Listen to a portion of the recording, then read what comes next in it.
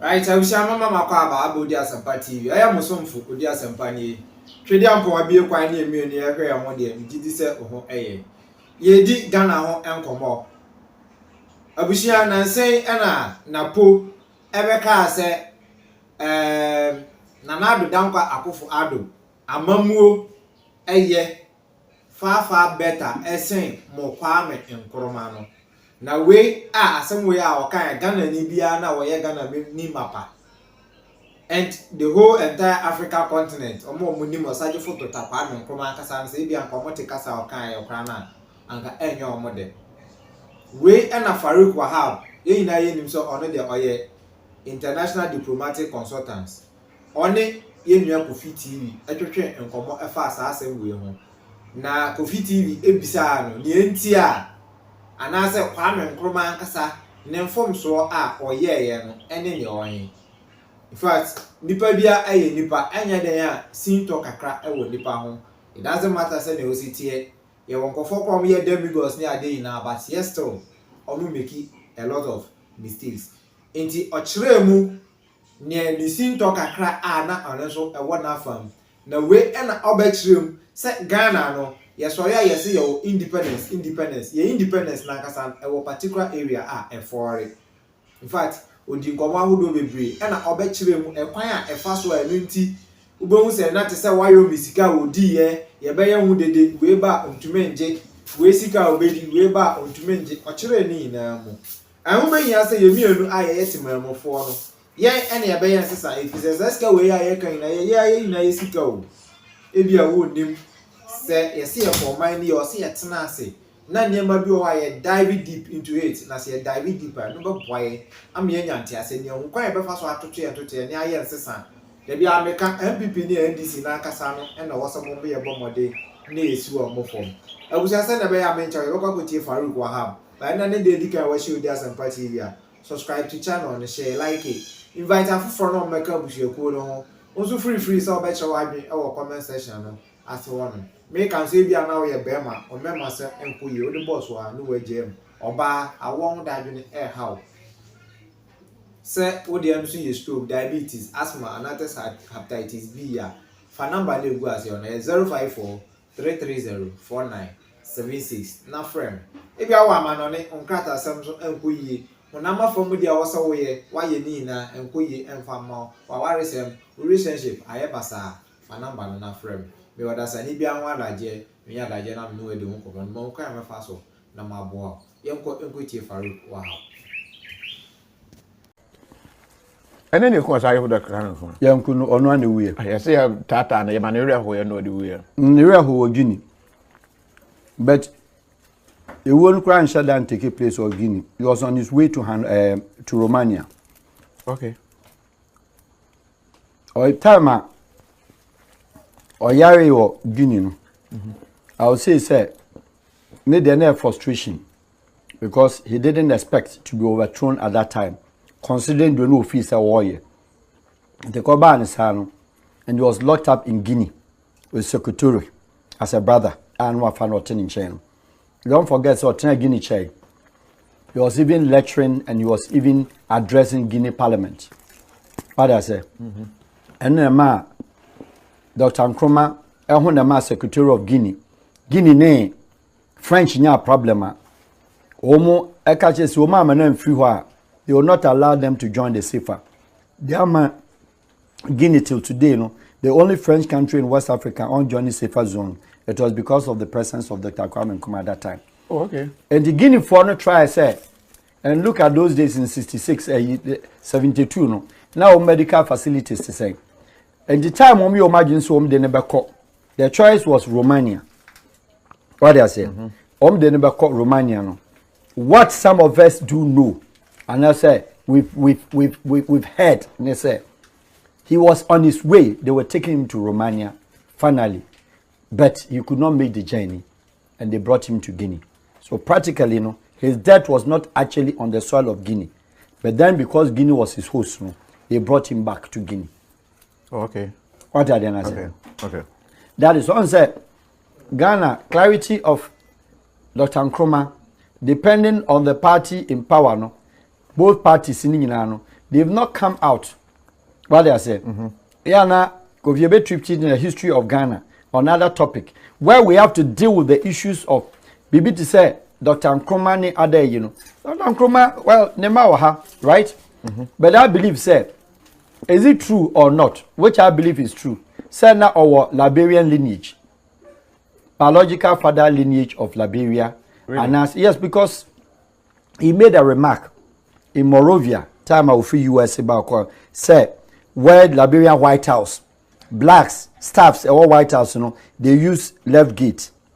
And then the whites were using one gate. The revolts on record of Liberian archives, President Nkrumah said, how can a white man come to my own fatherland and ask me where the gate that I should access? And they would assess this. He said my fatherland. But when we came to Ghana, no, every country were colonized by English. In Tinaminim say, one will call it the Eastern Convention in Ibino. Your fatherland represented the image of a man for countries. But Ghana, no, God bless our homeland, Ghana. What do I say? Yeah. Say, Ghana, my motherland. What do I say? Yeah. In that didn't be English. Abeka, my fatherland. Now you can't motherland. There's something clarity be your mama. Again, there should be a certain kind of highlights. We don't wait only on even on 6 March. 6 March require history, so this country history, yeah, na hiccups womb. Ghana history no flow. Yeah. Oh, there be distortions maybe. Distortions maybe because Obi and person will be promoted the history of the other past president or whatever. Into do what they make sure say they distort it. Because you last topic. But was Nkrumah a good president? Nkrumah was very good president, but in my view at that time a bit over ambitious. If he had stayed within the shores of Ghana, and the Nyamanana Oye in Ghana, we should not have Ghana as it is today. Over ambition, he said, he felt and he knew, said, not so he wanted to do things in a rush.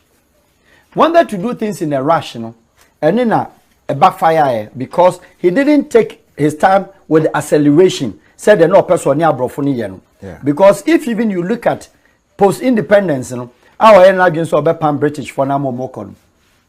It got to a point or more 2 hours. Some British ni bia person Ghana biano. On apply working permit to Nombra. And the Royal Army ever found nom kogu Dakar. And free on Koye. Koye no. Na Ghana we see any accountant near Nuha. Ghana population at the time of independence were only 6 million. Yeah. But the wealth of Ghana was far bigger than even most of the bigger Commonwealth countries in the world, including the England herself. Near Uskache home. What they say. And the Abrafon Cotton say no. Yes, see. And the Juma will go cause dear. Ye baba social security.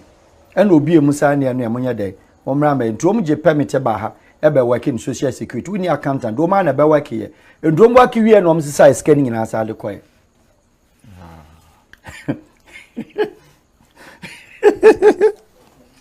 country we say drama no and you know start here and you were asking me a question about 63 years of independence. Yeah, 63 years post corona no. How then corona actually say be anye. Then going forward, what do we have to do? Very brief, but a bit longer. But the same po. Obisa say Bayreno Koboko there. Samuel K. Bruce say is the yam growing. The Congo Teduayan. Aye. Basa, Adena done flower. And Yakofia Munko Chionko he. And Efo pay be a CH. But me say me per se.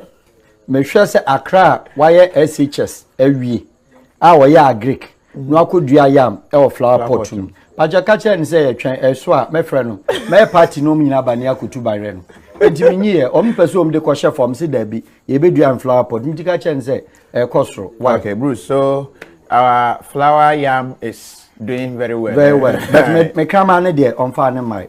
Okay, come on now again no. Come on say friend Perry. Perry. Ntiane de ehwe. All right. Why white? Kamani white. White. Yes. Now, 63 years. 63 years of Ghana. Yeah. Corona expose and I say expose and Yeah. Fine question. Corona I expose to every country in the world, including the advanced nations. Corona will make a lot of countries be either rich or poor forever.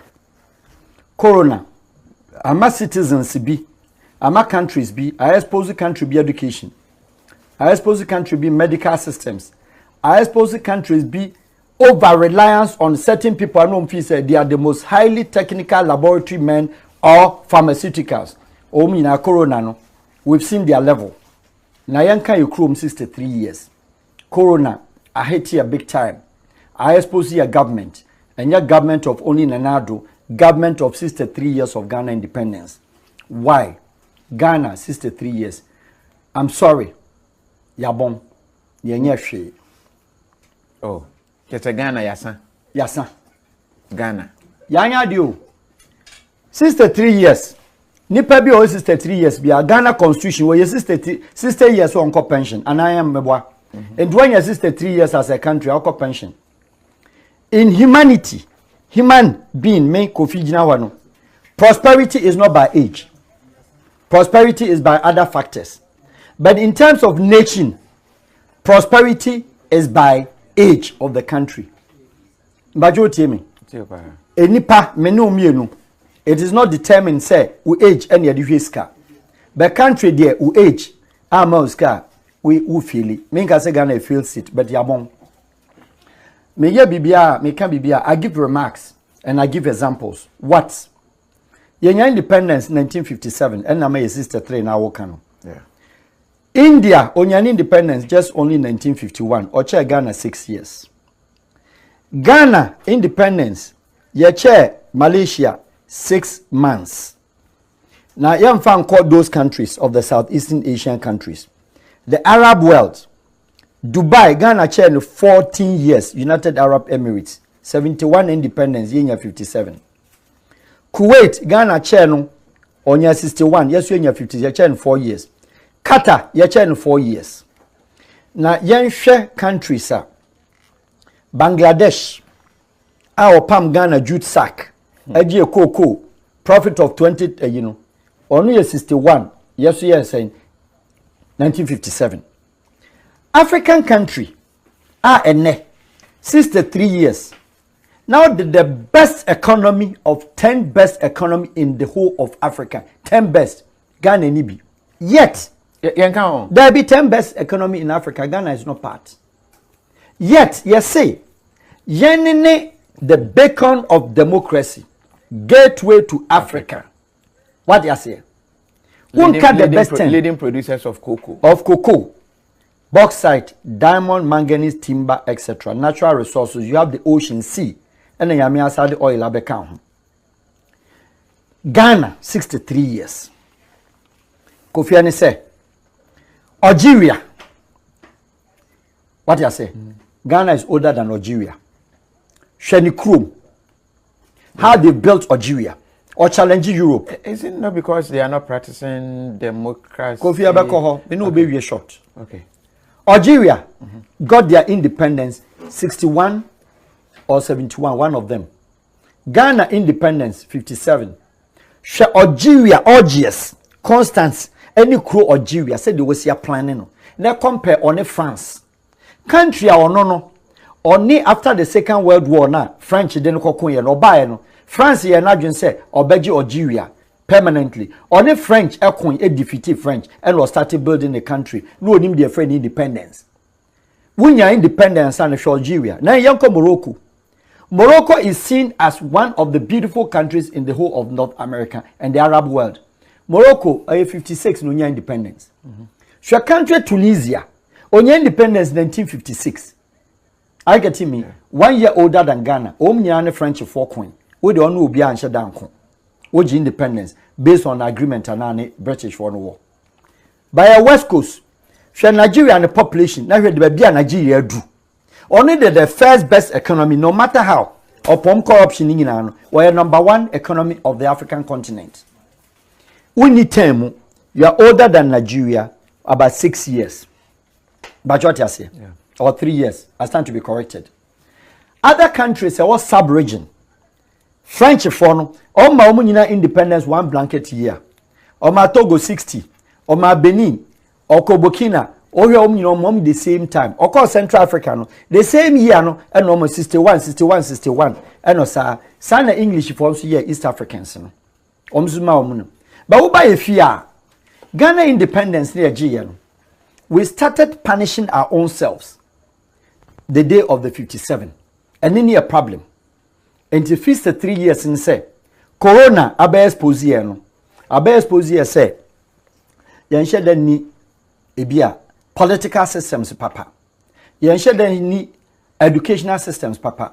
Yansha then ni robust or strong economy because in the wake of Corona no, Yedimika ya rush for a loan 1 billion.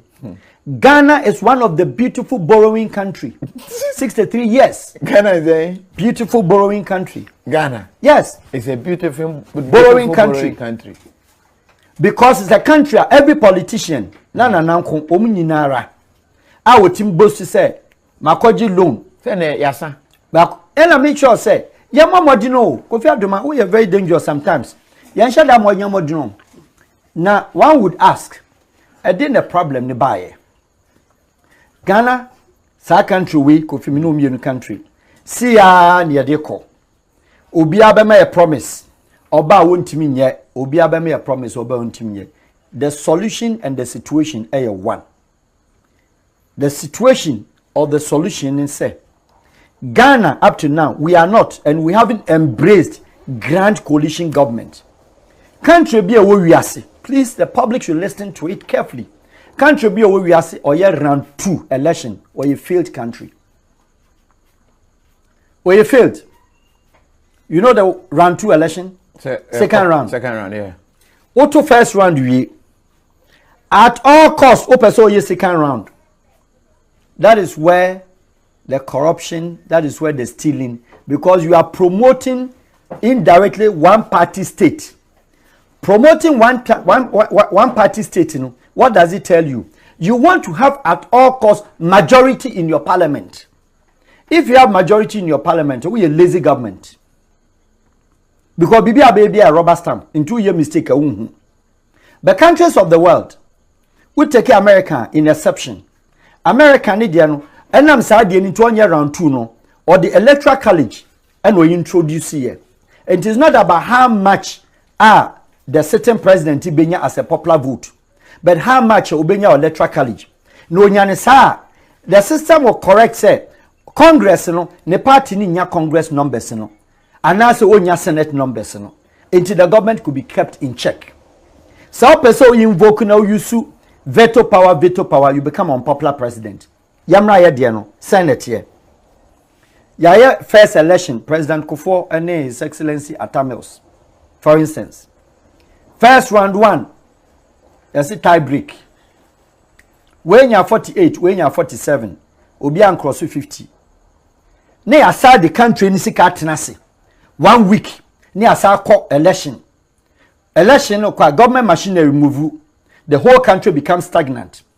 Business activities is not working. No mo koye wiya ne aside pa another date ne aside ko ba another bosia ne da be second election at all costs. I want to steal in the starting. I say we talk the individuals, the citizenry. O command the bentua, o command the chamber pot, o command a ESN scarf. Now many t-shirt, now many 50 Ghana, no auto. The conscience, you've already conscientized the person. Say that is the day of the corruption. I'm corrupting you to vote for me, so don't expect to punish me or talk when I corrupt myself. Enti na no ababesin. You vote ye na say you benya majority in parliament. Because it is my government, because we have the numbers, so we don't care what we do in the parliament. Are you getting me? Anti government decision that's supposed to help you and I, a movie production, a movie way no. The parliamentarians do not care because ministers now where you mean every one side. And who are you to talk?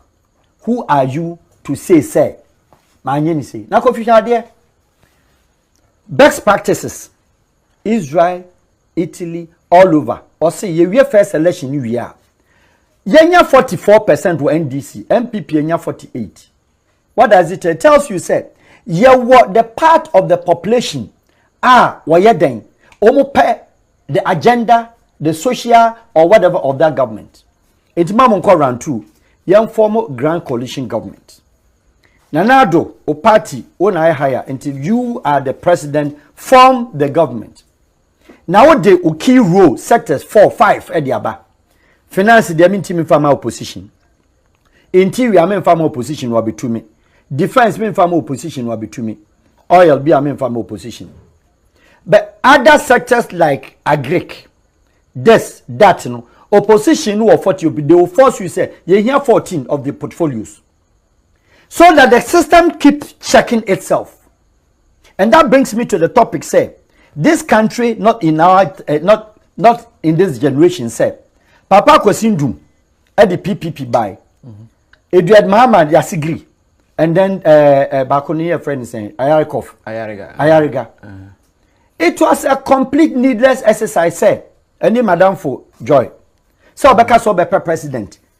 Party or 148, back 147, and now 44, way 45. Wouldn't you make sign home a president? It's a wildest dream. And this Papa Kwesindum party. Or no ankasa, any no concentrate or pe Cape Coast. And Accra. Or make it parliamentarians. And only 10 parliamentarians. The whole country is kind of to go or they make it 10 parliamentarians. NDC nya MPP nya numbers no emfanya nema no mde ye ho NPD what the mission Ayarega eko ni chrome and baby a party ni hub wo and okọ concentrating nya 2 3 4 5 parliamentarians don ba parliamentar onya minority numbers no minority for nya numbers na omde oposu bibia no. And what is it? What it is that the system of Europe, Holland, Germany, typical case scenario. Angelina Merkel, or call 20 years. Only one election and what you call 50%. The election biano below 50%. So she's forced to form a coalition government. The coalition government or kohine. The party was me FDP. The party was me Green Alternative Party. Or the Pebase Kenkwa. They are only environmental party. Enti omo say environment portfolio no untimi mfa wo ya beje so pese ya beka go coalition no o de bema no. Angelina Merkel oko ni opposition the biggest opposition like NDC no ahon okofa other ministers to form a coalition government. What does it tell you? Nyansa wa parties in your team matena say as a country, so you are fighting for the common cause of Ghana, the well-being of the country, the citizen. And to win this chance now, what do you hear loss basa? In at any given time, I buy a law, say COVID, Yakobo will say 1 billion, Yadikwa could see toilet. So coalition for Yampina or Chinua, your government, you know, broom. Vote of no confidence. You are no more a president that day. So you will force at all costs, whether you like it or not, to say, Obey Grand Coalition, Dom Super Obey. We are sir, you keep the country in check. You keep the country in balance. It makes the country, you know, the democracy, you know, strong. But that is elsewhere. Ghana no acquire say people do things for reasons. Na you do baby a year na be yesterday. Yes. I say you able to cry or ne mama ko bi makufuma.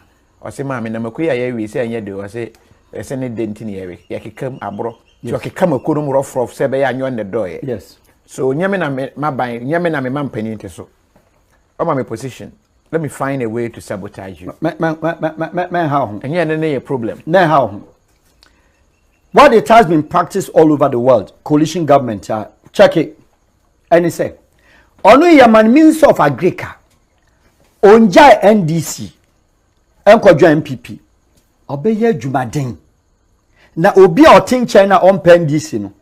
Obesha Minister of Agriculture no NDC ni the wire. Until the next election no, you see the numbers out there. It is not because MPP in say minister from NDC Babesa and the government. It is our Besao government a chinitum. Meson Besao government a chinitum. That is the reason why Ghana cannot imprison minister biya. That is the reason why Ghana cannot imprison any chief executive biya. Listen to this comment. Okay. Nana Yao Sapon. Or say, we can't do this with NDC looking at their thinking. Oh, the way. So there are people who come and say, there be any one yet. NDC back so there be any MP before MP before say any NDC. Nana Yao, whether we like it or not, we are saying, how many elections Nyakun Krumha we have to do round 2? About 4 or 5. Yeah. Look at the money. And it means MPP were numbers, NDC were numbers. Other parties say, oh, mom could call so more presidential and then here. Come now of numbers. Nana, your answer. NDC say on to me MPP nyajuma because say ye ni national agenda, into developmental agenda, infrastructure agenda, national unity, economy, agri, socio-economic education no ni nyina bastardized. Because say minister no if it's all majority or ya de na nya untimi. Shame minister bia we pia Ghana etimi ayaden edinatum in easy. It's not possible. But NDC minister says here Kofi would they check kakra. But what Ghana has done well, I catch since the 3 years of independence now, yentimin ko yanim ayeye say. Countries of the world in do not suffer, especially African countries and Bobo di Nigeria many other them. Obiawo activities or rebels or terrorists or Al-Qaeda or vigilante or Protestants or we say all form Mali the rebel group in 14. Burkina the rebel group in more than 8. That's an interesting scenario with Ghana. 30 million populated country, you need one exile leader. Beautiful democracy. Ghana president BT Awontia Wuntimaha. Kadebi. You need one politician or that Ghana jail because of support to MPP. Mpachi Yobi. No. Your politician or that jail will have because of NDC ni. Just because say support to democracy. Not just, but probably be a financial. And only that is the law of the state. Amibwa. Ghana military or one soldier military or Shoshana Unhu no Krumhana or in uniform Janiko Bush. Debbie. Your police back home. Police for him say, or cause mayhem or question you or pursue destabilize the government. You'll be a your natural disaster beer. It is a cyclone in your better a Haiti country where every year bia, you expect to say a country nana. You need cyclone, you need earthquake, you need bibia, you'll be bisa. Your terrorist group. Rebel group Krumhana. You were separatists. Obiaka say Western region. The Ghana Skaba. Ya momska. Baskus. Vote and a separatist. Separate. Oh, I know you're separatist. So we separatist. Almost your more Western from Western Togoland. My own flagger. And no there's a Ghana government. And no another anya there. That's all catch so much form government. We are no you police station. Omunchi omukro no. It was a Kofi me anko ho. It was a day. Na Kofi atibija.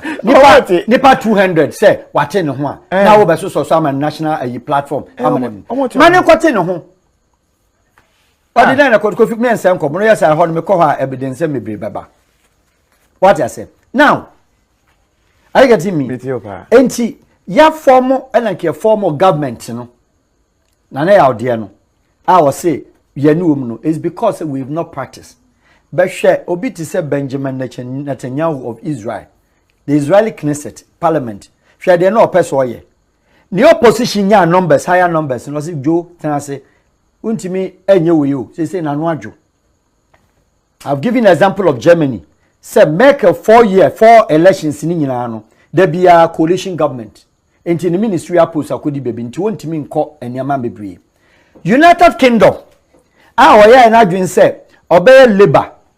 Now I Conservative Party. Sanko for me no. Omu dey hwe omu susu ya niam ani bi. Busa ho say the same idea, the same mentality no. So the government ni unpopular, prime minister no or resign. And yes sir. Enti yan hwe anti Maggie. Margaret Thatcher or resign here. When we the 10 years.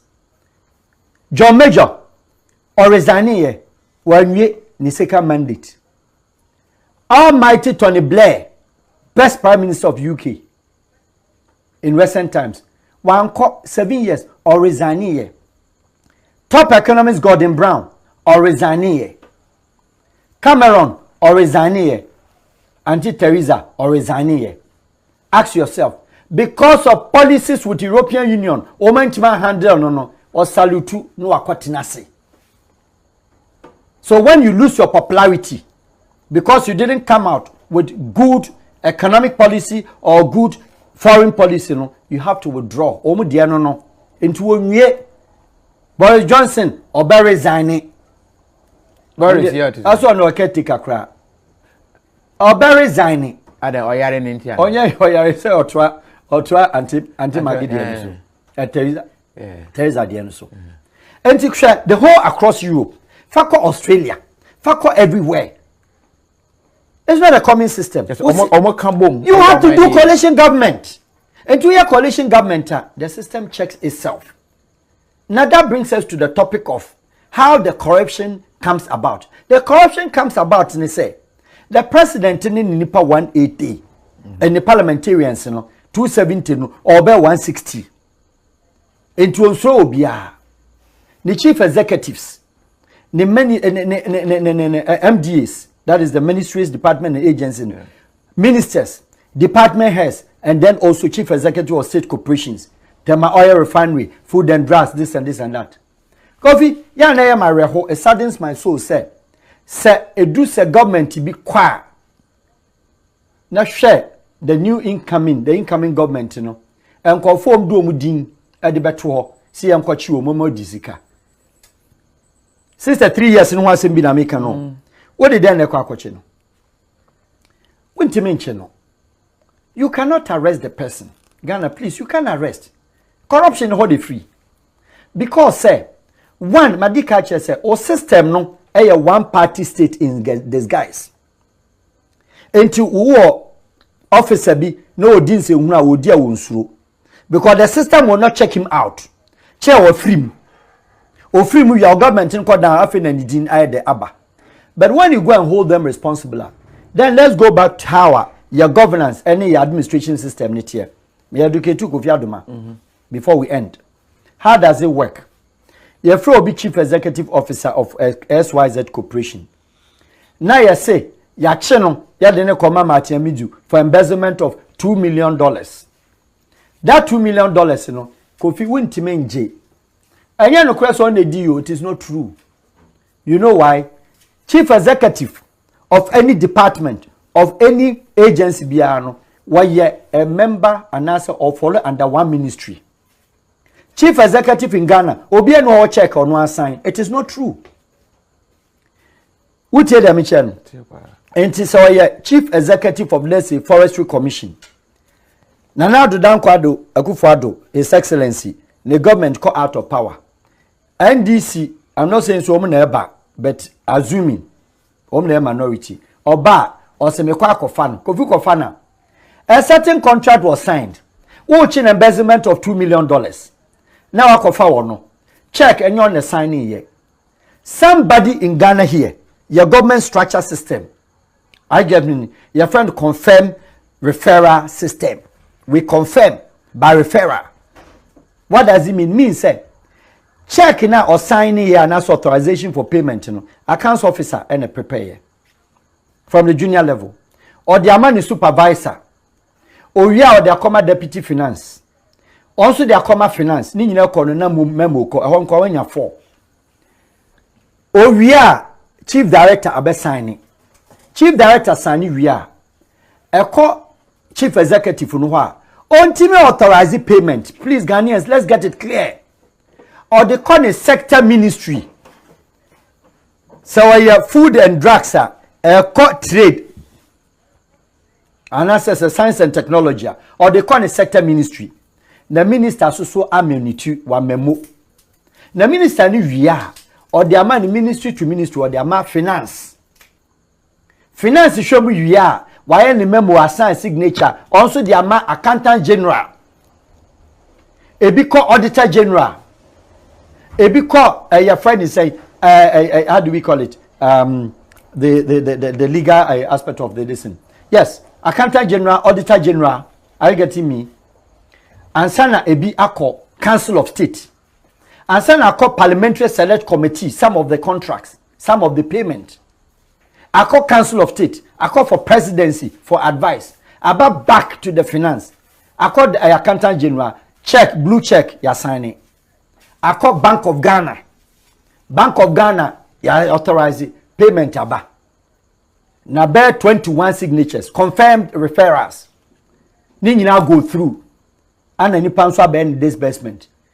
One yama yana mekano. O yama dia. O tafren o yen saka. Ohoro ne nsakwa. Na mu de mu wia. Abra Attorney General signature kra wase. Na mo jasa the whole group ni nyina obi anka ho. Na mo the chief executive no kwa na dia ba. Na the sector ministry, would you say chief executive go kruma say or sign a check? No, it is not like that. But what you say? Entina bribia ye kan ye betcho magu Wait to me no. Your system does not give you the chance to arrest the person. Onya hwe. Wona man here. Because the whole chain you be assigning. Into Kochina, what are you arresting the person from? You go arrest the presidency. President also the caveat or the diplomatic immunity ban what they are showing. Was it down or this ceiling and so? Me free wa o machime. Now president do their own kahun. Minister and kahun. Sector minister, chief executive no and I will kwakofa no. But Attorney General advice payment in all way. Me ba what you say? Auditor General yes oh chia when you be and into wintimi chi obi an into no se case no court I monte de san come and get down. Adjournment. The Ghana judge of Mr. Speaker my lord into a adjournment na oye ni ye. Yes, because if you look through overshed the origination, how the check was originated, how the payment was originated, Papa, that is the truth. Raw organic truth. Say Ghana, chief executive bien or want the power, this sign check, you call, say, what bank, your friend, Kofi Aduma, me chief executive of Tema Oil Refinery, me baby $1 million, me the kwa renovation, me the kwa kutia with him, the kwa kutia, me the kutia IT contract, and let's see the year. It is not true. Parliament man approval. Auditor General Shim. Anything Auditor General for no Montiasiano. Kofi. Omino be. Because we do our say there be we dey man name come.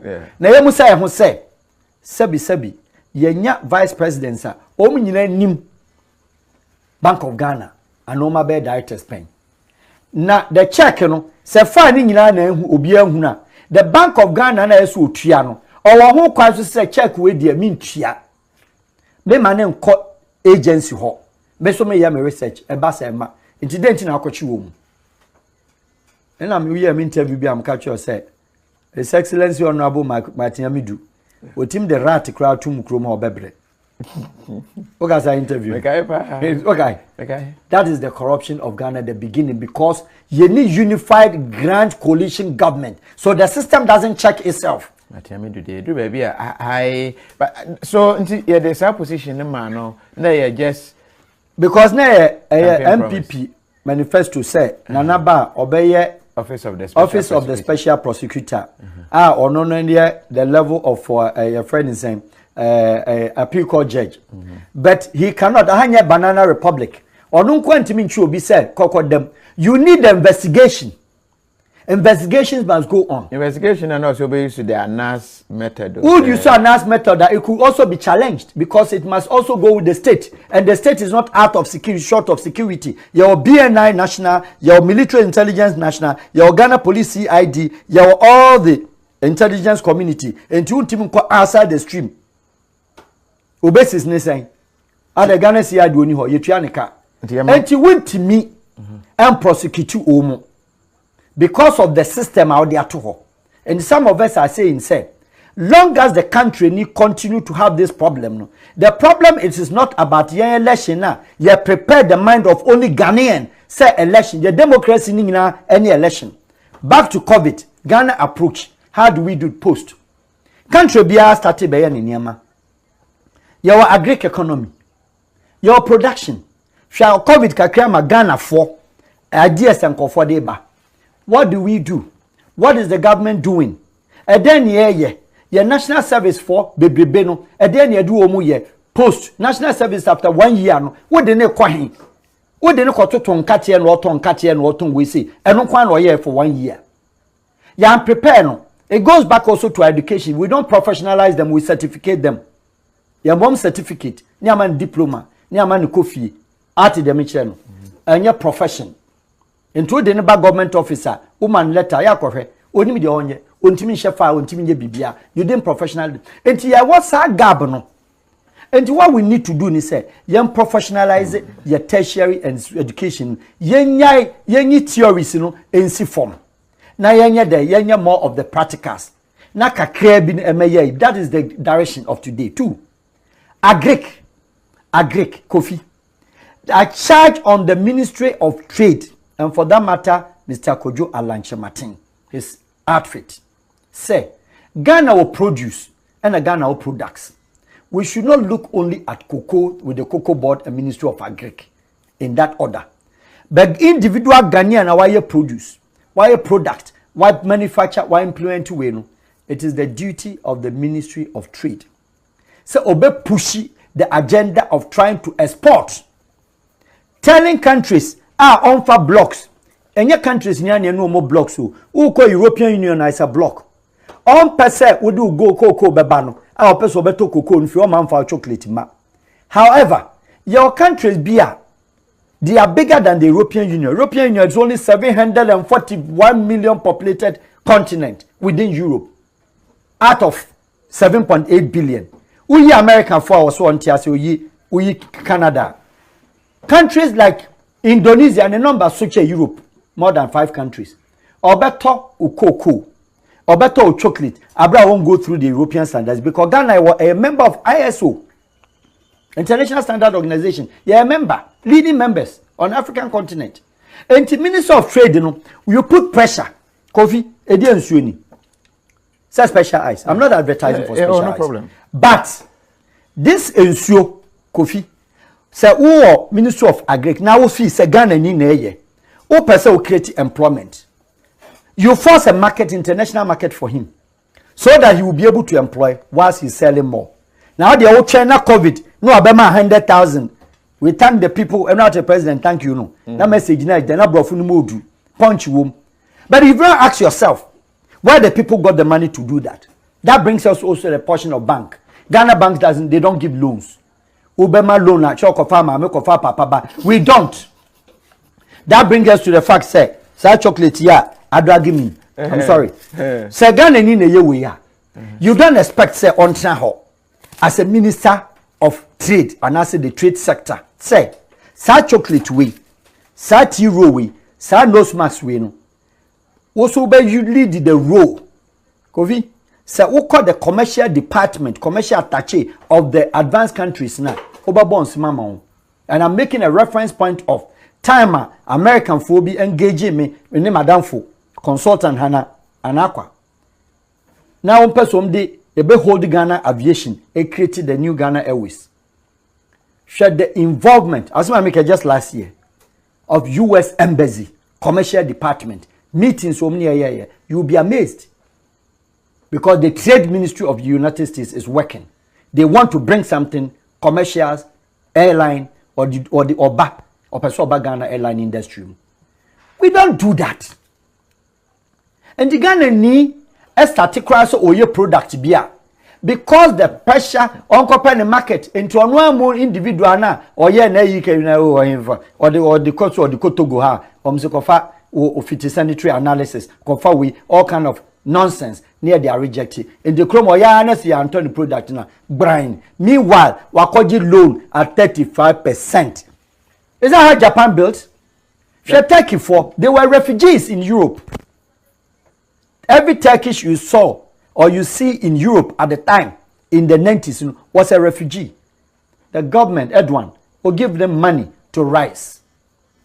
Now, so Malaysia now be Accra. Kuala Lumpur now be Accra. Now change independence. Wouldn't you ask yourself what is wrong? Embezzlement, corruption, bad governance. It's not a democracy. There is no country or bad democracy. Echen Paul Kagame of Rwanda. If you ask me, the most African undemocratic president of Kagame, he's the one of Africa, Kagame. Why is he undemocratic? He's undemocratic because say, Washa country be uniform called Uganda. Atina Bush, I a Ugandan soldier because we have Ugandan. Edi abani krom ne motherland to sini and to kwaho ebae. Omu form interim government. Paul Kagame at the parliament of your friends of Rwanda. At the pressure to soften nom the interim leader post genocide. No. Oka assembly also I don't understand. On an prime deputy. Or she military uniform co parliament. Etiokrano. Prime Minister Oka assembly also I don't understand. I don't understand politics. And the papa ni get up and say take your Rwanda. Or Simisom. Praise the Lord. And Roger Rwanda. Up to now. Ya election Rwanda. Orion was set a 5 agenda. 5 pillars. Reconciliation, building unity, bringing back the family, economy, infrastructure, social infrastructure, economic development. And what your agenda no? Ya 2 election. Ya election. They say oyo munyame o. Me say ya election. There. It is not the 4 years democracy now prepare me now. Eduwa now say Christian Council, Islamic Council, na mi old man allergy sharebutu, na mo hanu, omompaye, maslechi, obi okoto abenibia onto onin lemu, uwi akofie ni enkai. That is what a Ghanaian politician tells you. Conscientize 4 years. Now we election we are. Democracy means give me the government. And when you give me the government as a leader, I'll return the government to you. Our leaders, presidents, all of them, when you give them the government, they don't give it to you, they hold it on their chest. And they don't care who school. They don't care what taxes. They don't care a comedo. They don't care anything. Corona because now, post-corona, Ghanaian industries now, what went into their businesses? How do you help them to survive and then employ more? What are you doing? They say, what say what the national, your friend say, SHS graduates, you know, Edomo Babaka National Service. Now, one cry tertiary graduates in Crown or to honor government officials, stenographers, Esmo, Emo Toko Kwayachi.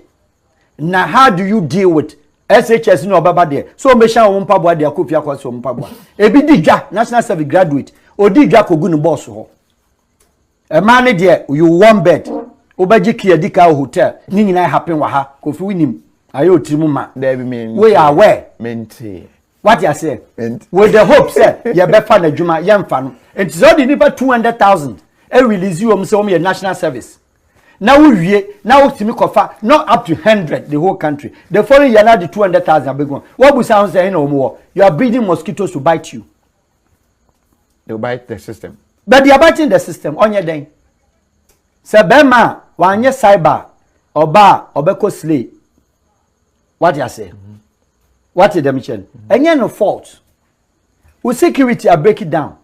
Some of us are saying, say, form a national patriotic unit, National Guard, National Service form, former police, I get me, former migration, former cousin, former military near Daniel train woman. Now, data into her. And it's a go police by recruitment.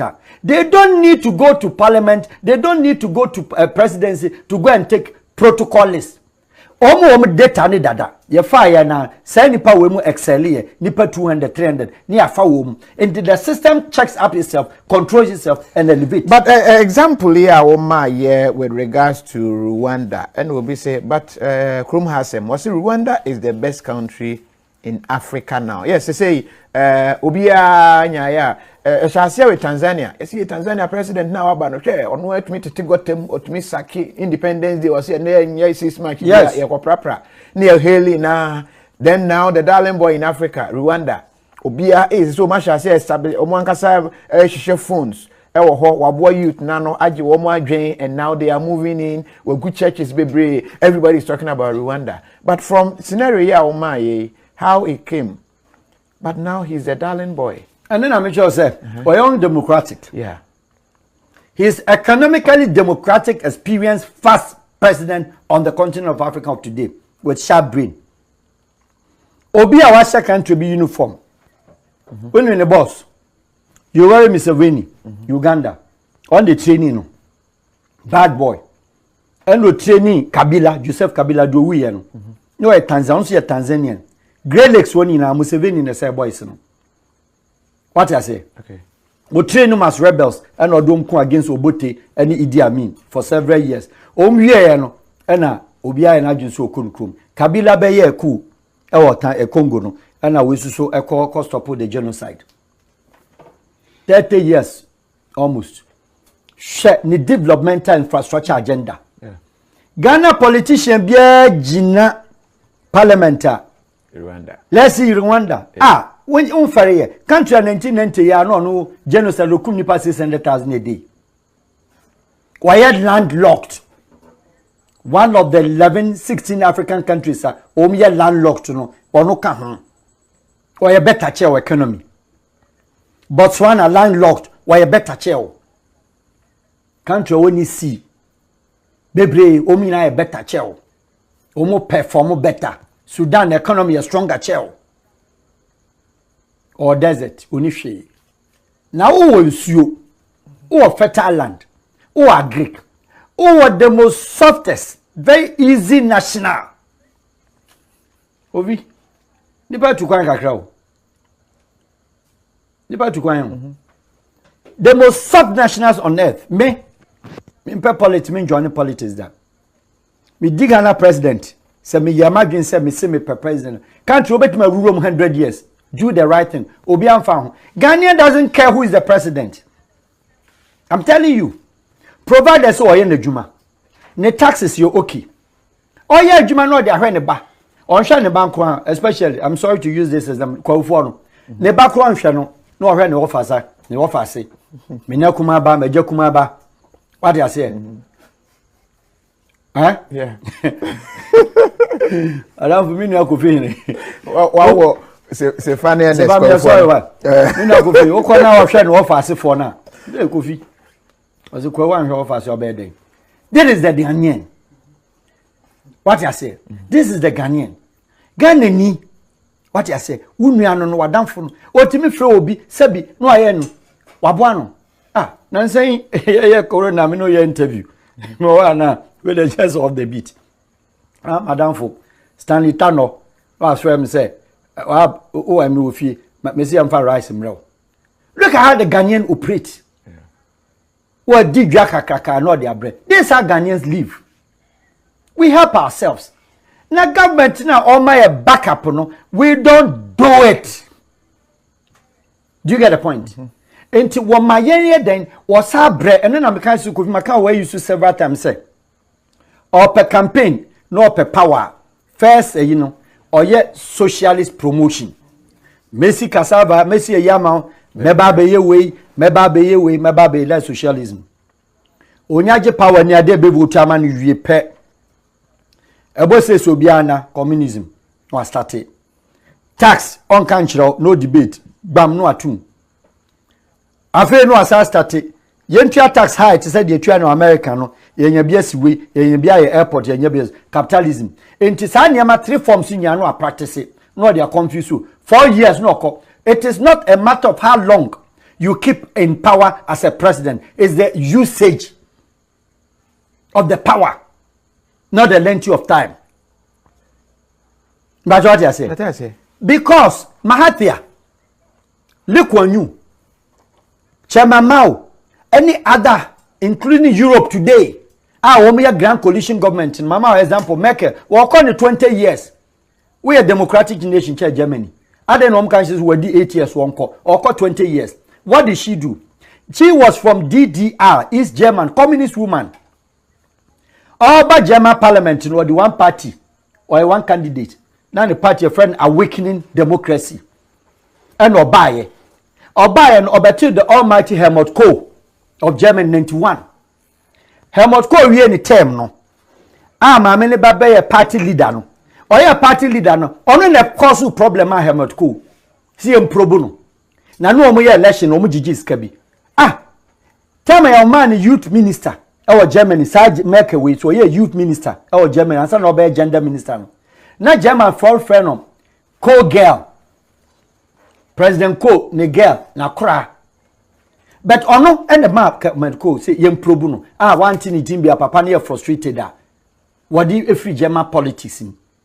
From that time what the coalition sa no dey di ade time o free ge ha shro dansem ebe pemne obi antumi ntu no because the opposition so when near no form government no abafa opposition leader no do atanse say chewon ko fa ojuom dinam form government no obeye enti the following year no ye election German for tie kire say na wo opposition SPD crime do achi no what dey dem che wo no wa ko join ayi meke na me to man na ayede clever system Luxembourg Switzerland Austria Italy nyina obia coalition government one year vote of no confidence ye kasi pinisia that is how a nation develop now we one party state more or less 4 years yankoto monyedin mo bia nkontokwa hwewabra bom ye hwewa yiye na obia ganani na ayi emanu susu wo friends independence squad aglo for Jesus na my bompa ye Ghana man tokwa nsio hallelujah amen the government is preaching faith at that time onya ba power faith no wunya no aka chu se ko pastor ho entina Ghana pastor imam malam ojo obi disike dia wadi free because the government will not probe them because when timan hwe when ni boshe na se enti faith na ho na kokoje no kovi adoma since the 3 years post covid me say yemfa and then Ghanaians say wa abontin yen nyina yenko Ministry of Trade Ministry of Agric Ghana for new aduaba yenya crops na Minister of Trade Kojo Alanche Martin fine clever intelligent man who nearly became about some 8 years ago WTO World Trade Organization he nearly won and this Wabe trade minister there you should be able to promote Ghana products on the international market you should be able to do it. That brings me to a topic of this young boy 42-year-old boy Ahmed Abe of Ethiopia. Ahmed Abe was a rebel from Boromoro tribe. Mariam Halisu Mariam to Ethiopia government. He was in bush at the age of 15 years as a rebel. Shadiawa in Ethiopia. I'm talking about Grand Coalition. Amhara tribe. It is the second biggest. Omo exchanges. And whoever you president, no more room, and no create a whole lot. Okay, Ethiopia, rebels, terrorists, a fight you. Boy, na be a rebel, a brand new 15 years, sir, and no nyakwa Janiko American. Okosun ade Bayern, or Bayern, Yansha down to the swabo. Oberoma, and Obenya Prime Minister 2 years in, and then lawyer. Offer all the factions. Rebel na no ye group no ye ka ho no. Omoro tribe no also omu nyina mrafie eye kro no na adenti ne yese no hwe obi a waka ho destroy no o se ade ne yese no Kofi Adoma wa call wom nyina ba na o se yanya Grand Coalition government wa say region mo de hin na eba o se de Kofi Adoma for region as ya de kodwampoma what they say ya de Kofi Adoma ya de we say na de ne ba what they say for region what the why the osu sachre ya de na ba what they say we near do yaba waka omu nyina gum the boy is only 42 years old. Within a matter of 2 years Ethiopia is the 4th best economy on the whole of Africa. Or yes subway or yes tram street cars or yes subway or yes street cars or build it from Ethiopia to Somalia high speed train 2 years young boy 42 years unbelievable in one party state. Because onim the besi sa countries in the Omakonda yet the young coin mama forms the politicians that try to make creative vigilante you need vigilante okrum ha I can't several times and I will say it again say obi abebi o no politician baka say vigilante we krasini because say vigilante bia no obota court vigilante bia no wa ye nere no ma obnam krum mo na mo pasa mo force bad boys no follow and ma create um forcibly say o me vigilante na hunyu ye ni vigilante o ka tell me ho the way our old state countries you know their history baby omo do niema omo war na me they compare what we also have down here how peaceful we are peaceful Ghana need demonstration crowd ko ya no. Why the demonstration Ghana ni bona so obi ama o. Ko bi aduma. So we are so I mean on the more flip side. Say the Ghana for member including you. Say can talk kwa member na ku.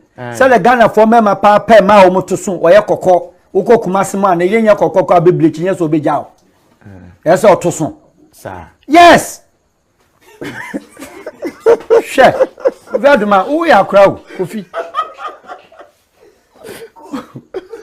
Eko ka ko jone mbe ko ba do ko ya ko ba. Ko ne re kala ene ne to. Na so obeja no akoko ntokwa. Okay. Ende ekomo bianku no demonstration. No. Man no moto so. Man no nti ne gas no. Yes so aye yi no. Enye o mo fault. What you say? Say ye hippie. Na obi an to so no so obeja ne re ho akoko ntokwa. We can fight in this country because you guys saw your interview. Now let's election baba. I'm from culture so obi obaka say Ghana betima ku bia. We need the okeka. Country way. Share. Okay, election petition. Pink sheet. Yeah. You and I were not there. You and I were not there, no. 2012. At that judgment day, no. Okay. Yeah. No, be any country be best. Yeah. I was the only one in this country. I had granted an interview. Yeah. The country, I'm say Captain Smart. Maybe just Captain. Ghanaians don't know what they are talking about. Country way. That day, Ghana koko kama kwa mu say so koda. Yeah. Ebubo election new year UTBB. It's a peaceful country. Mama say you were green bush. The UN a clear land. You need any rebel apart from Nkrasi back here what in Konya. It's a lack of intelligence.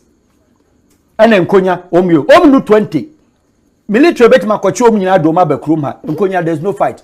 But Roma just say yam for mfani diagro. That is the only Konya la banya there. Oh, when is ya was mfani agro. That's a security budget kakra be call. The diagro. Now bet me the tia bo fra trenwam. So me nti Konya rebel so omnyina tifie. What do I say? Enu kwa. Mamprusi kushasi anya adwuma frafrafo anko supporto. Ga 1992-93 ha sei.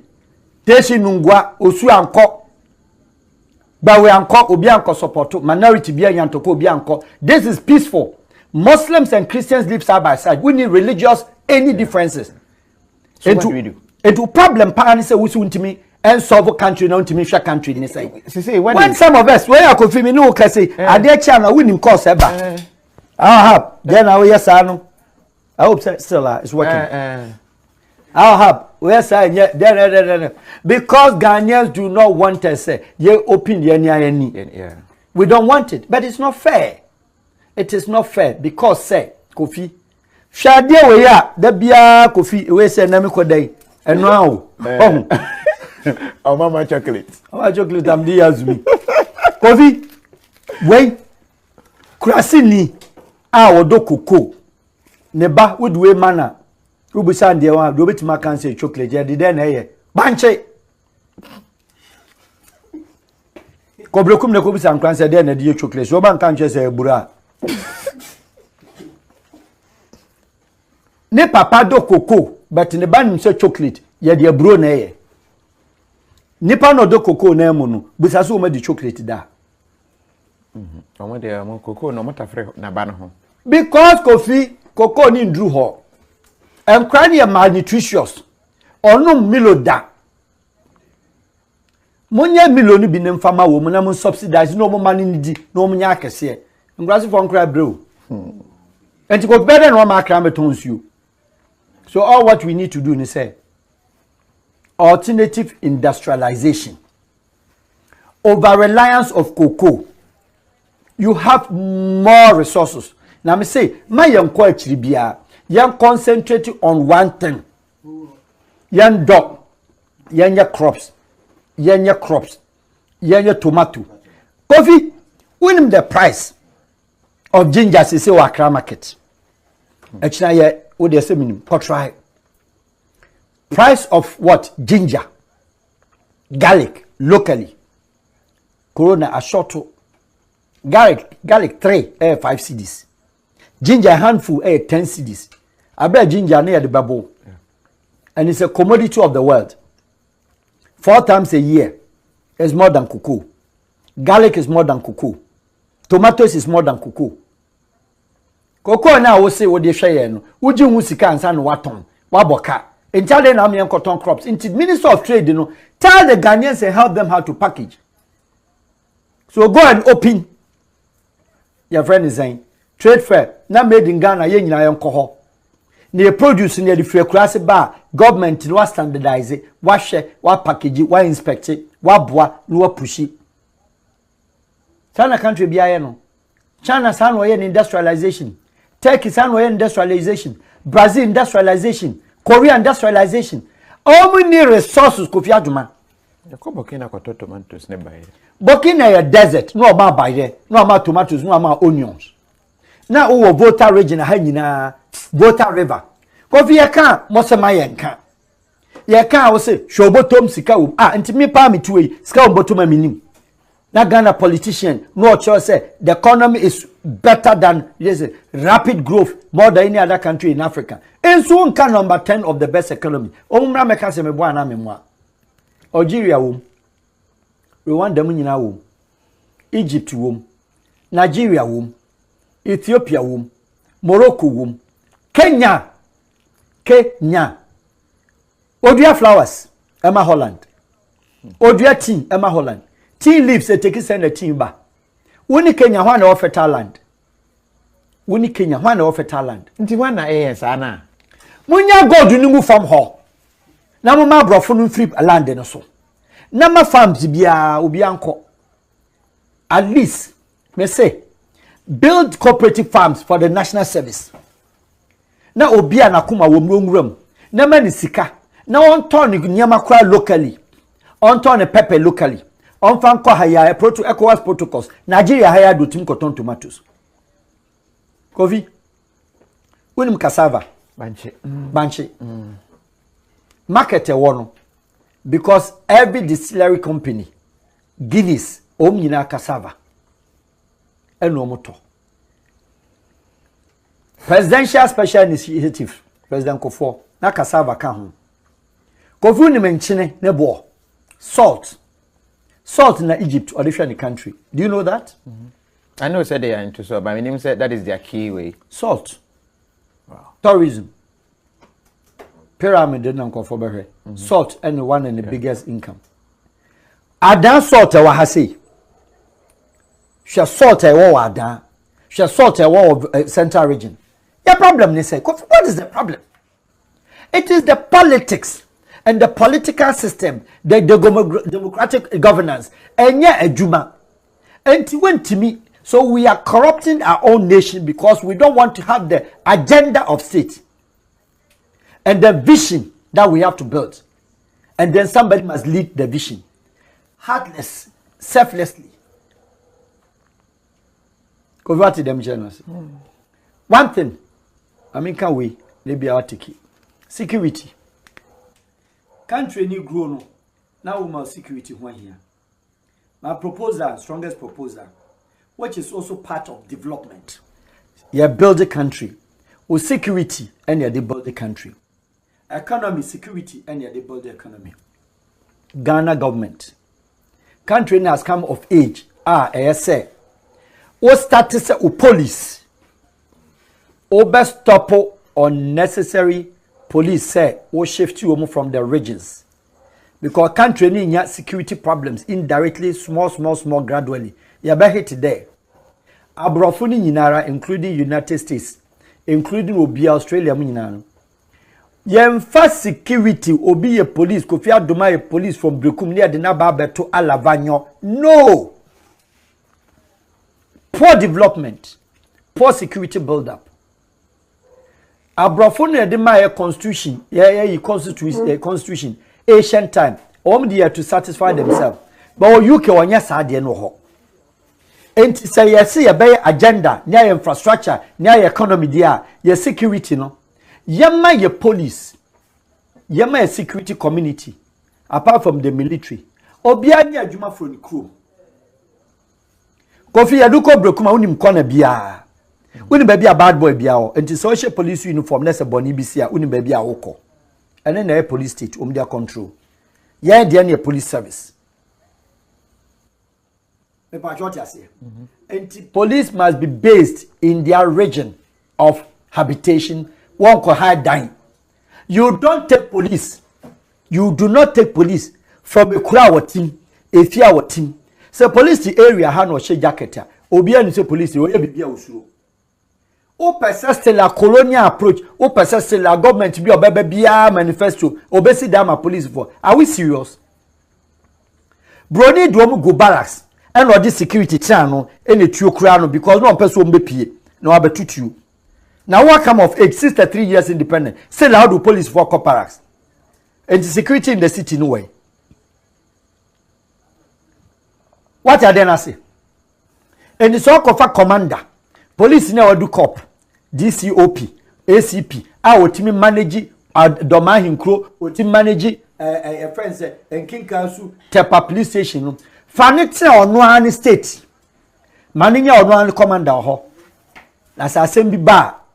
That's what better now how many Gracia. Won't do obey say Juma. Why do we shift our police? And do confer a bind at the new free region be the bar cry. Papa obesi dying on your Juma. What did you call Kumase? Say what didn't free Boliga, what the number Kumasia? I winnie Onimobia, Abanga Onimobia, obey a Juma or ho, the Juman obey bribe, obesi ni die. That is why the country's security is failing. Heinous crimes, murder cases, Bakukure no yet match. Investigation is ongoing. The last time from 2009 to today, Count Nipa Ghana Kumono, Ebo Nigeria. Nipa Uganda no, murder cases, Ebo Nigeria. Violence against women. She said the Ghana forbid the acid, or bad the acid go across so, Bema the acid good, butcher, and Unkwana ready. It is because, there is a security breakdown. No, but now, correct here. What are we doing? Confident here. Edu say yabe election from next and your COVID year. The police transfer abada. Where are we? Yeah. You far we are near the no far we dingo. Where then amunya effectiveness for nothing. Keep them in their hometowns and their district. Who cover police ni? Sabi onunu free ebia boko until the dynamics of the gas state until ga na de na kotu bukom uji the bukom be go betin ase until as you keep the people from their region, let them be there. They understand the orientation, the mindset of their people. When there is an issue, they will not deal with only the crime aspect, they will deal with the social aspect in consonance and collaboration with our what? System. Your traditional system. And go a country for 63 years now. Mama, a slight overview. Serious. So if we have to start previewing the outcome, if we don't start doing it, politicians are going to say, on the 4 years or co, no agenda S gracia, no asaba, no abeko 4 years, no asaba S gracia, and 2 free ho. Election be do no kunkum no the paint ko no asaba no age no afa a cross session nipa kakra bi no do ha ye oni ho a wo na hwe no ma no onye adwuma because majority. Meanwhile, the president here in the campaign no constituency na onu na di animu president yanko chia wa hini we say until you are forced to buy Land Cruiser, you are forced to give money to a hini where you don't deserve.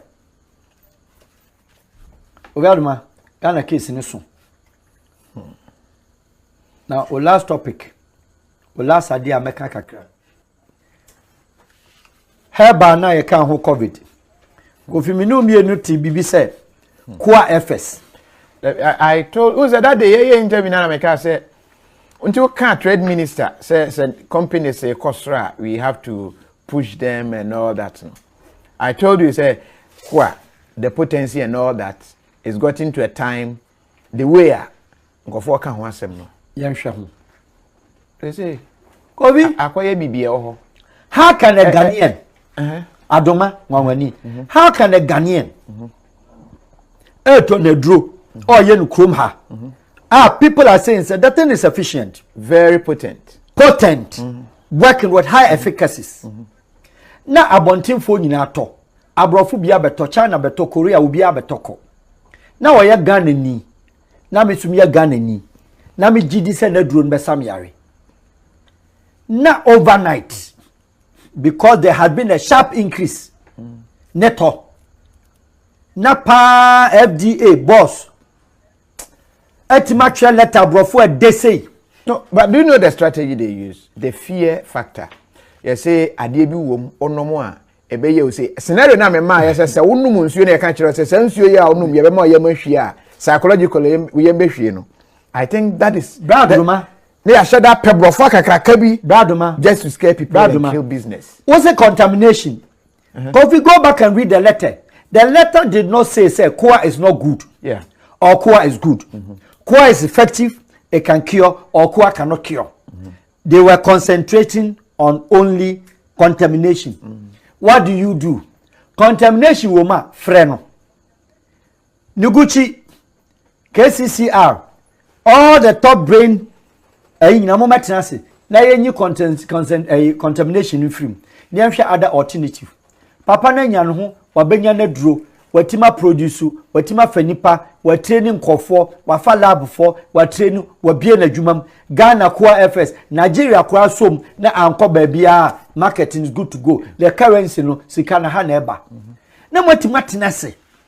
Etima ma warning. We are warning the general public. Oh God of mercy. Now the same FDA, Indian drugs, Chinese drugs, Malaysian drugs, other drugs from different countries, including Nigeria, how crowd drugs from Yadebaha. Yanya Nigeria for the a paracetamol ban a chalk. Yeah.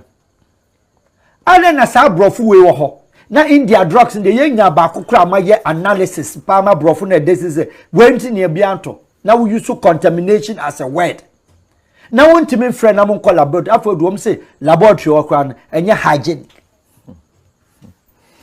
Packaging and your fair. Also need alternative source. Say Ghana for ye ni koa ye ni a COVID drew. My alternative was a 134. Chamisa with the salt in the sour. What's a koa yet? Yatiase. Can't we promote cure a koa by way? Share the Senegal for It's almost somebody a driver. They've started even doing test kits. Test kits $1. Yeah. $1. Uncle baby, also on top Bruni Biade. No Senegalese Minister of Health will write that English. No FDA, no standard boss. Obaka Senye. Let them try and die. They prefer to kill themselves than somebody to come and kill them. And the side effects rather kill us more than. Ovi. Obagu Papa Nejumo. Now we are. Why appeal to the corporate Ghana to come and then donate to the COVID fund? Uncle Fasikano Wahine, the products into only there, Obia import. No a tier tax, no a beton trading, no a gem faso, no a side of COVID fund. Oh, Ghana. Since the 3 years of independence, Opam jute sacks, our country, our channel, 10 years. Indiana Ghana Taylor, same stress. Yentimi ma Ghana prisoners. Yentimi building industries, my national service one pam, cocoa juice sacks. Can't we? Kubaruma. Ghana Semno. And say we are interview we are cosuno. A channel pa radio stations. Oh, definitely, and there. Almost started. Say Mr. Sunum Pacho. Oh, friend, me fa. Pacho, with Timo, I'm a friend. Seriously. Embassies need be your number. Yeah, no, a lot of the embassies, I know some who have taken your number. I could be crying interview our office or time and plastics. Holland for. Yeah, that one was very also. Oh, friend, because I reason up with them. Yeah, okay. But then they are not sometimes in Gofi. Over Fremina, Bebu Sam say, and TNDC MPP, Emudia in our share, yeah. That question is tautology. I'm not politically inclined person, but then I understand politics. And please, I'm throwing this. I'm say, baby, na me kai bi 1 cranting bi. Never anything. Kofi Granting. Kofi Granting. Yeah. Also be independent. Independent. Yes. Yeah. Or share Tracy Towers. New York. New York. Yeah. Hey, Musholo Parkway area. Make sure no the website Enra. Yeah. My free advice to the gentleman. Kofi, who a very good concept, who a good idea. Kofi Granting, yeah. Yes, Kofi Granting. I read it just last night. Vibrant, energetic. Material interview. Oh yes, I mean material interview binra. But Kofi, it's also by a political party. Oh, Krumha, Obaya there, but you sweat. Sikana the be president Kofi Babre. My candid advice is that Kofi find a way. One or supporters. Any Oma Geo philosophy, no ideology d. Na mon force your numbers in parliament. Na Omo ye blanket ye approval na no timaka say approve. See a timi katse that numbers or parliament na ubia nya numbers na. They wouldn't be able to do this. They wouldn't be able to sign contracts that they don't need to sign. They wouldn't be able to cause the state. What they are saying? Okay. Shall cost. Unlawful, you know, friends, unlawful, they went to the state. Willfully causing financial loss. How does somebody willfully cause financial loss to the state? Abra contract parliamentarians and I'm transferring individual been assigned $5 million contract a road construction. I'm a minister be a road minister. You can do that. And you coffee, I'm sure you know. Yeah. One day be a yeah, now like ideas like that, people like that, so that we will talk and interact. Yeah. Sir, you should understand the history of Ghana well if you want to do Ghana politics. You should know what Ghanaians want to hear and what they want to know. Or kind of credit though. The alternative. Yes, Kofi, but listen, over the period, yeah. Kofi Aduma, over the period, the youth, they will follow. Yeah. Obia Chirakraba, Lucas JRCID say, Mr. Awahab, please be a rebel leader. So we can bring changes to the system. He said Ghana was as rebel leader. Was I'm beginning to hate my own country now because of this interview. We have never been serious. We have so many insensitive leaders who think they are on top of issues. Newman Joshua was serious. So hey, Alhaji Farouk. You have convinced a lot today that any country in Africa that want to progress can apply to be successful. Thank you very much for your time and love for your country. Please, Mr. Kofi, play this video more often. Okay, some people in authority will hear. Kwabena Akutu Enocho Eno Ebaye. Was we think less of ourselves, very wicked generation, Kofisika, and in fact, the president and his government wastes and useless empire, and they are no insult. No insult. Was a way to so FDA, what do they want? Nanaba Preku, I don't know what they want. I personally don't know what they want, but it do baby, yeah, frustrating. What the FDA wants to say, people should bring bad products to come and kill Ghanaians. Just because if you bring any foreign product now, just import what? They have no problem with registration fee of $5,000, $10,000, $20,000. To register no magic. This is the only IDP, Intelligent Generated Fund, IGF. And look one here. But say all can say FDA product FS. You have problem. Near Papa Bramian Transi, near ye. Okay, Ghana doctors no Nuguchi for them who contamination amokano. Me pacho ye contamination if you ma a drone you kana and the amompe. No, the statement they brought after even coming out of Krano, you've put in fear in people. Me say or the contamination we are not warning the general public. Yeah. And then the company must take the necessary steps and remove recall all the product. When a man's got the now Chinese for the mama befako. India for malaria drug. Oko pharmacy abeti. Or say yeah, juma 40%. Ope papa dia to German dia and near 100%. Malaria tablet. Ghana be yentimi nyana. Why do we hate ourselves? But when the country is in need, you want to go to Ghanaians to come and support. That means music coming the we hurt ourselves. Me that me drew trade fair na me share Raymond Acha. Ne dan the way you go shops say what trade fair ho people who have been there since the way you treat mo ho na me Ghana Adam me compare chocolate to ato me kwa na say omuntutum. Oh, industrial hub of the country. Udru ho sometimes Ghana na me nimara say COVID is 30 years in India pa COVID no ya address issue no say your political system nye your governance system nye democracy system nye. Democracy is not just only for elections. Democratize the economy. Let the people feel they are democratized. Give them hope. Give them the push. Repose trust. Invoke trust in them. Let them feel that they are Ghanaians. Let them move forward. Accelerate. They will accelerate the growth. Give them the roadmap. They will follow the lead. You don't do any of them. They struggle. They do national service. They come back. You don't employ them. You bring another batch. You don't employ them. You bring another batch. But don't forget, sir, it is not the government that took care of these people's university. Individual families. And to when hustler and took one there, just be of yourself and let God guide you. O your bar, pesika, o kufia dumaho, nako Dubai kwanso. If there somebody should graduate only to hold a degree, just only to go to China. What was the purpose of course saying? Oko wasting the time. What was the purpose? So Oko wasting the time. Now we have people in the parliament. They decide you and I our future. Obi. Oko say cruise no. I'm sorry with my good friends in the parliament. Nyomu nyina o ebi. Oko no mu di enkwan wo.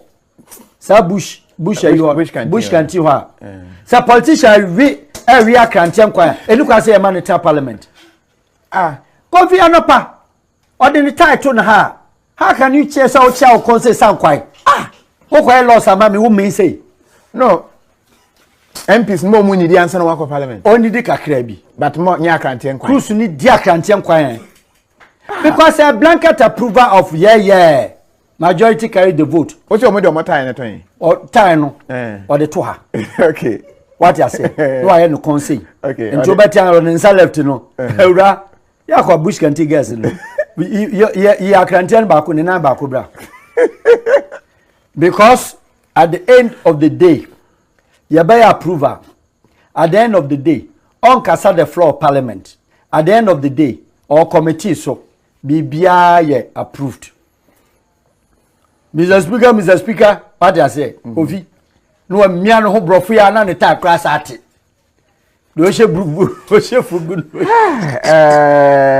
it Kofi at least bring him twice a week say do ninya de kakra nti do ba bia no what you say o hwa na ya ka bi album was it Kofi please when will Nana open the airport idi you better check aka international airport he can't open oni enya onono fault Nana cannot open if the international other airports of the world because opina mama rain visa Ghana yeni bandarati yeni bofre your friend is a popo tree asensen grass aircraft air Ghana dia yeni bi Kofi again dabi ni ebie na ye wo bi kura na ye twa ko US ade dabi sanka ene ye beni na mahya na ye de party because matter say domestic no match ase ne na akra kumase ya ho who say who ya Ghana Airways we say Ethiopia Airways omna manage Ethiopia only professionals in the airline industry more than Ghana